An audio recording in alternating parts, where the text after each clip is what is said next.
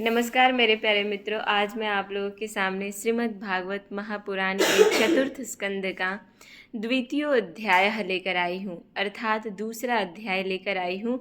और उस अध्याय का क्या नाम है? भगवान शिव और दक्ष प्रजापति का मनोमालिन्य। मन जो है वो उन्मालिन्य हो गया है, मन जो है वो मालिनता कैसे हो गया है, उसके बारे में हम लोग देखेंगे। तो विदुर जी और मैत्रेय जी के मध्य वार्तालाप चल रही है।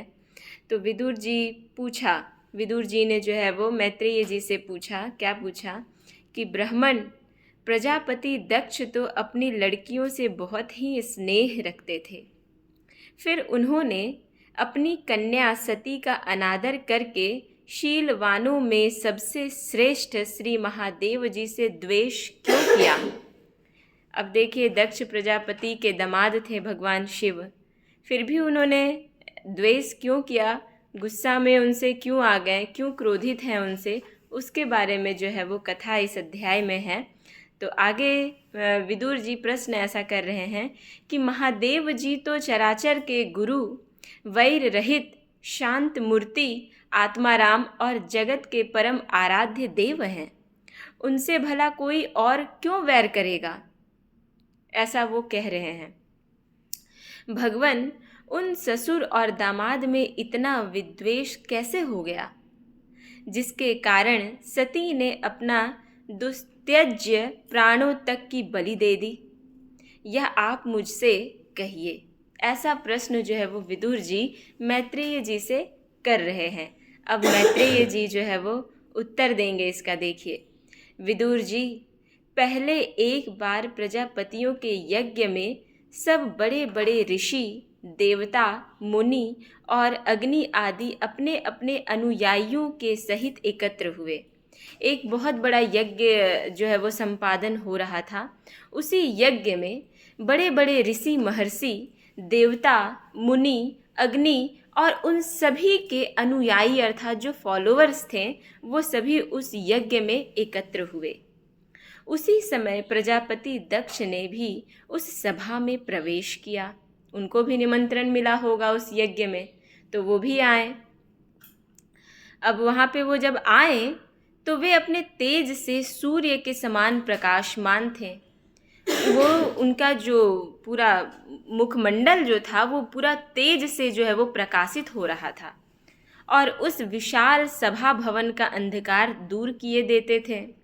उनका तेज के कारण जो वो विशाल सभागार था, वो उस सभागार के अंधकार को दूर कर रहे थे अपने तेज से। इतना प्रबल तेज था उनके शरीर में। उन्हें आया देख ब्रह्मा जी और महादेव जी के अतिरिक्त अग्नि पर्यंत, है ना, अग्नि तक सभी सभासद उनके तेज से प्रभावित होकर अपने अपने आसनों से उठ खड़े हुए। मेरे प्यारे मित्रों, आप अगर किसी सभा में हैं, ठीक है, और आपको लग रहा होगा कि ये मेरे लिए आदरणीय हैं, कभी कभी क्या होता है कि उनके मुखमंडल ही बहुत कुछ बता देते हैं, है ना, तो लोग जो है वो स्वतः ही जो है वो प्रणाम इत्यादि करने के लिए उठ खड़े होते हैं अपने आसन से। तो उसी प्रकार से अग्नि और जो भी ऋषि देवता वहाँ पे उपस्थित थे, मुनि, महर्षि, ये सब, वो सब जो है वो खड़े हो गए, सिवाय ब्रह्मा जी और भगवान शिव जी को छोड़कर, उनके पूजा अर्चन के लिए। इस प्रकार समस्त सभासदों से भली भांति सम्मान प्राप्त करके तेजस्वी दक्ष जगत पिता ब्रह्मा जी को प्रणाम कर उनकी आज्ञा से अपने आसन पर बैठ गए। अब जगत के पिता ब्रह्मा जी हैं, तो उनको वो प्रणाम किए दक्ष प्रजापति, और वो अपने आसन पे बैठ गए। परंतु महादेव जी को पहले से ही बैठा देख तथा उनसे अभ्युत्थान आदि के रूप में कुछ भी आदर न पाकर दक्ष उनका यह व्यवहार सहन न कर सके।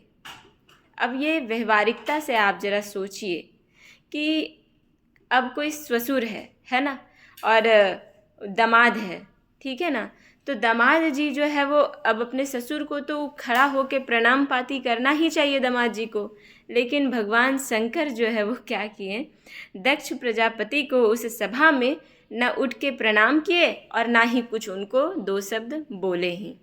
इसमें उनको बड़ा ही मतलब दुख हुआ दक्ष प्रजापति को।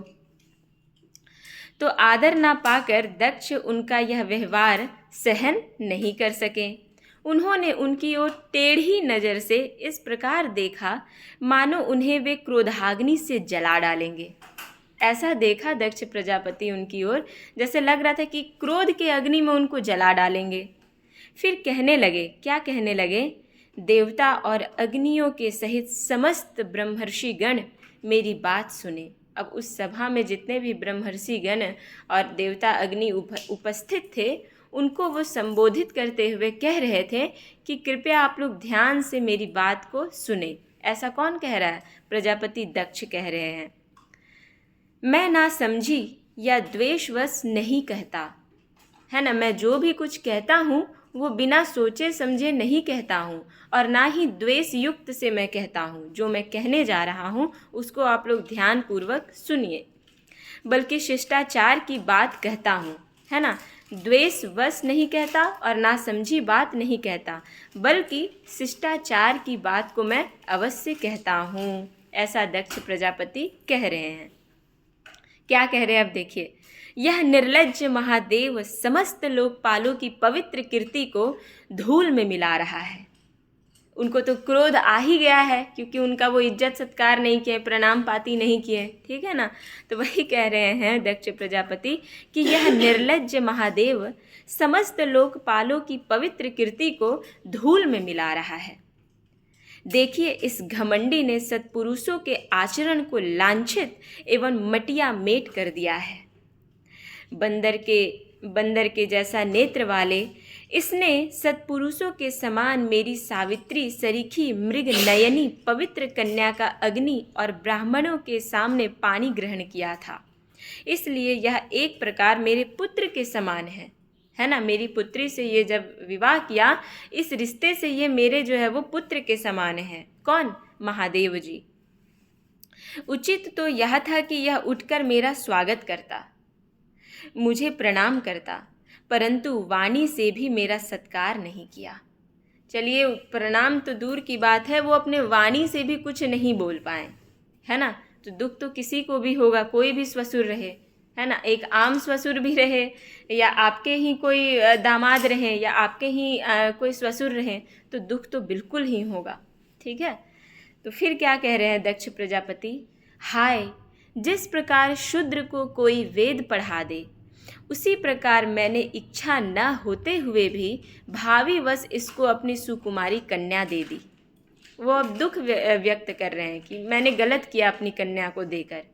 इसने सत्कर्म का लोप कर दिया है, जो सही कर्म है, जो धर्म है, उसको जो है वो लोप कर दिया है महादेव जी ने। ऐसा कह रहे हैं।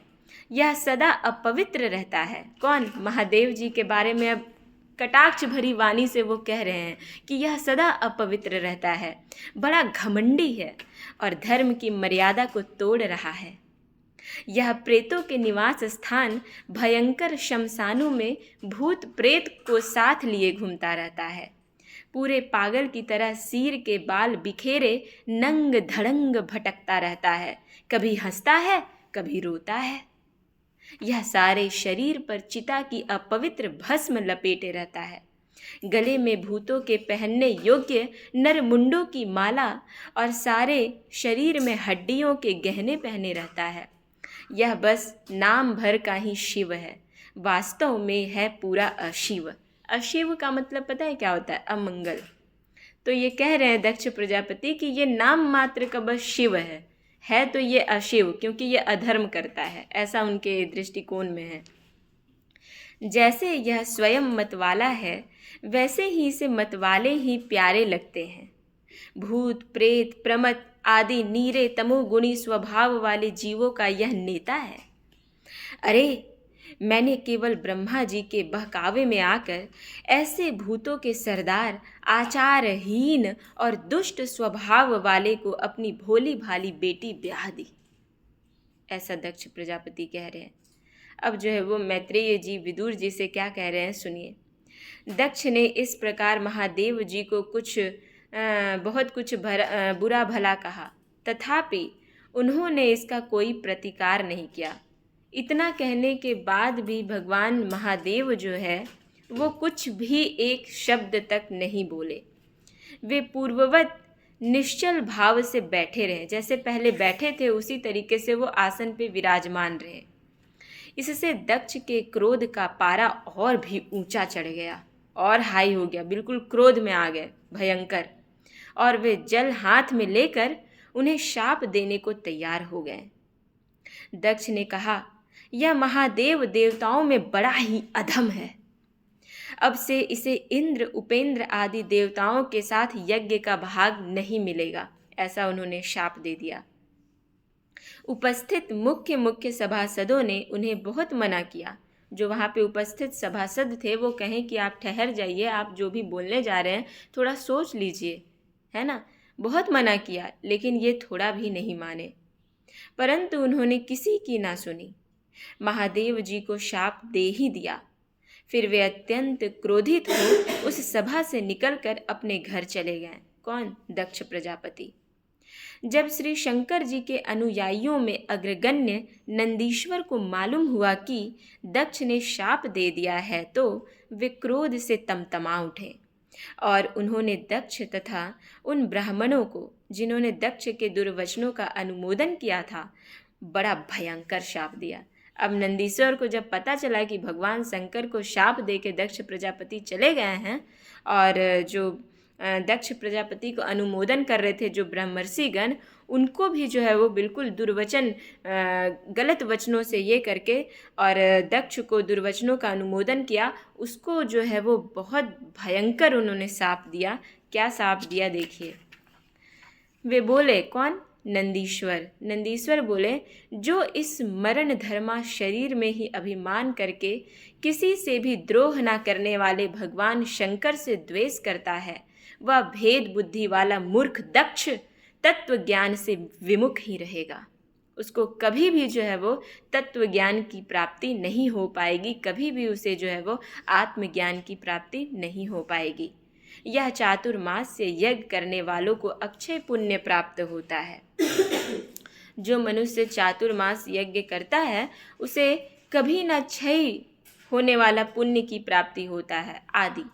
अर्थवाद रूप वेद वाक्यों से मोहित एवं विवेक भ्रष्ट होकर विषय सुख की इच्छा से कपट धर्ममय गृहस्थ आश्रम में आसक्त रहकर कर्मकांड में ही लगा रहता है। इसकी बुद्धि देहादि में आत्मभाव का चिंतन करने वाली है। उसके द्वारा इसने आत्मस्वरूप को भुला दिया है। कौन? दक्ष प्रजापति। यह साक्षात पशु के समान है, अतः अत्यंत स्त्री लंपट हो और शीघ्र ही इसका मुंह बकरे का हो जाए, ऐसा शाप दे रहे हैं। कौन? नंदीश्वर। किसको? दक्ष प्रजापति को। यह मूर्ख कर्ममयी अविद्या को ही विद्या समझता है, इसलिए यह और जो लोग भगवान शंकर का अपमान करने वाले इस दुष्ट के पीछे पीछे चलने वाले हैं, वे सभी जन्म मरण रूप संसार चक्र में पड़े रहेंगे।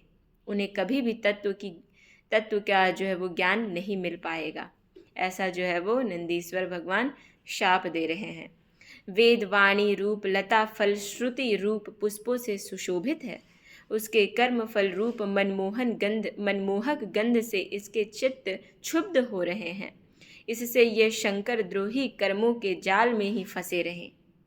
ये ब्राह्मण लोग भक्ष्य अभक्ष्य के विचार को छोड़कर केवल पेट पालने के लिए ही विद्या, तप और व्रत आदि का आश्रय ले तथा धन, शरीर और इंद्रियों के सुखों को ही सुख मानकर उनकी गुलाम बनकर दुनिया में भीख मांगते भटका करे।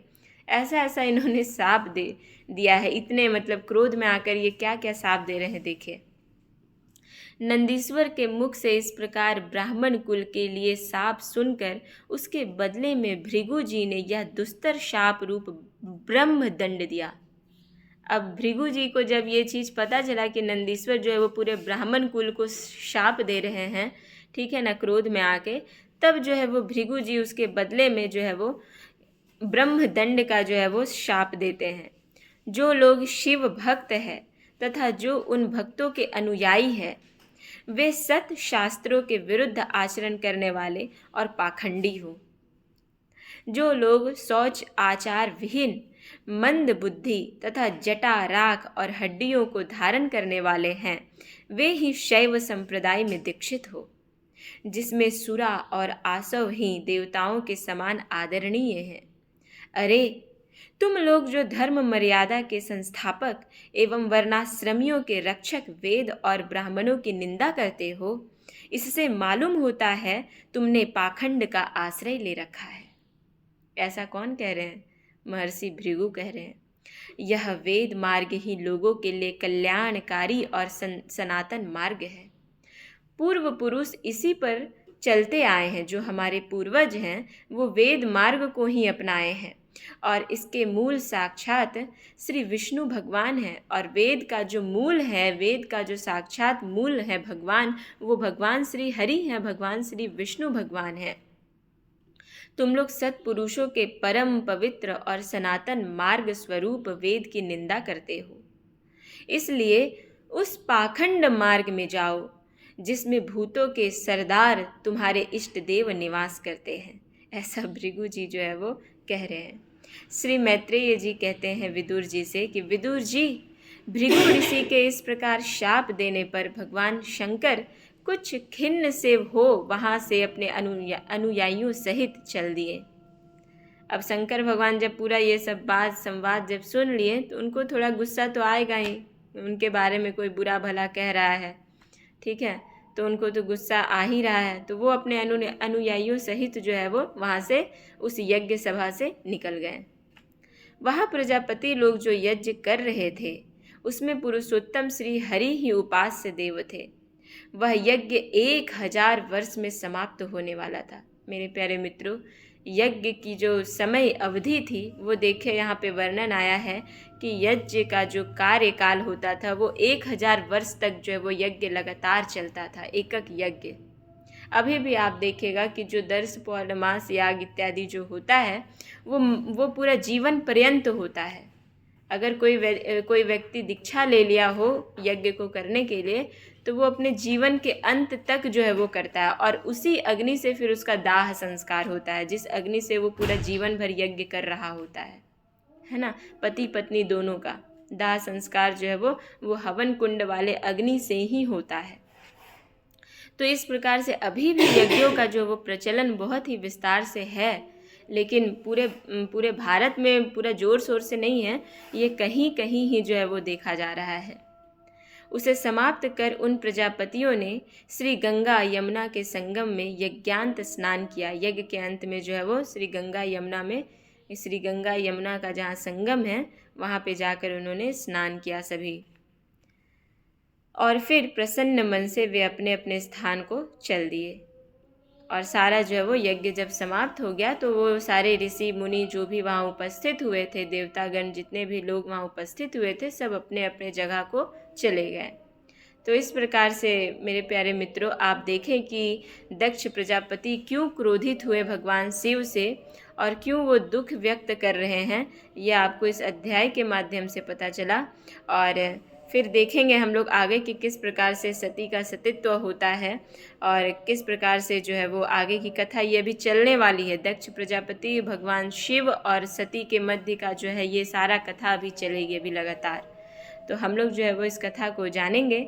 आप इसी तरह से श्रवण करते रहें और चिंतन करते रहें और इन कथाओं को अपने बच्चों को भी ज़रूर सुनाएं और इससे कुछ जो भी लाभ आपको दिख रहा हो उन संदेशों को भी जो है वो अपने आसपास के लोगों को ज़रूर बताएं, ताकि वो अपने शास्त्रों से जो है वो अवगत हो पाएं और बिल्कुल रुचि के साथ वो लोग पढ़ पाएं, अध्ययन कर पाएं। नमो नमः। नमः संस्कृताय। ओम नमो भगवते वासुदेवाय नमः।